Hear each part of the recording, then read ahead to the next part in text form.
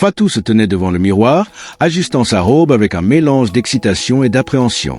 Ce soir, elle célébrait 2 ans de mariage avec Malik, l'homme qu'elle croyait être son âme sœur. Mais ce qu'elle ignorait, c'est qu'elle allait vivre la pire trahison de sa vie. Lors du dîner, Malik, sous couvert d'amour et de bienveillance, lui demanda de lui confier la gestion de leur entreprise familiale. Aveuglée par la confiance, elle signa les documents sans hésitation, sans savoir qu'elle venait de tout perdre.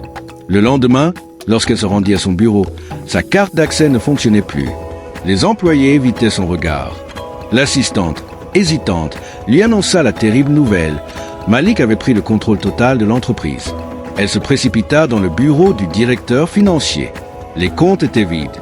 Tout ce que son père avait construit avait disparu. Sous le choc, elle rentra chez elle, mais ce n'était plus chez elle. La maison était décorée pour une fête. Sur l'estrade du jardin, Malik, rayonnant, tenait la main de sa meilleure amie, Aïcha. « Aujourd'hui, nous officialisons notre union », annonça-t-il devant une foule en liesse. Fatou sentit le monde s'effondrer sous ses pieds. « Malik, c'est une blague ?» balbutia-t-elle. Il la regarda avec mépris. « Tu croyais vraiment qu'un homme comme moi resterait avec une femme comme toi ?» Les rires fusèrent. Puis, il lui tendit une enveloppe. « Voici les papiers du divorce et la maison m'appartient désormais. Tu as jusqu'à demain pour partir. » Anéantie, elle erra sous la pluie, seule et sans ressources, jusqu'à ce qu'une voiture noire s'arrête devant elle. « Fatou, c'est bien toi ?» C'était Issa, son ami d'enfance. Il l'accueillit chez lui, lui offrant un toit et du réconfort. Les mois suivants furent une renaissance. Issa lui apprit à se reconstruire, physiquement et mentalement. Elle s'entraîna, changea d'apparence, retrouva confiance en elle. Puis, elle mit au point sa vengeance. Sous une nouvelle identité, Mariam Diarra, elle réapparut dans les cercles d'affaires. Intrigué, Malik tomba dans le piège. Il lui ouvrit son monde, lui dévoila ses secrets, sans savoir qu'elle enregistrait tout. Puis, un soir, lors d'un gala, elle fit exploser son empire. Sur un écran géant, elle révéla à tous ses investisseurs la trahison, la fraude et les magouilles de Malik et Aïcha. En quelques jours, ils perdirent tout. Malik tenta de supplier Fatou, mais elle lui offrit un dernier sourire glacé. « Tu ne mérites même pas ma haine. » Aujourd'hui, Fatou n'est plus cette femme brisée. Aux côtés d'Issa, elle a bâti un empire bien plus puissant que jamais.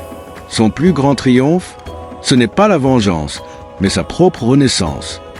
Le soleil se levait doucement sur la ville. Fatou était assise dans son bureau, une tasse de café à la main.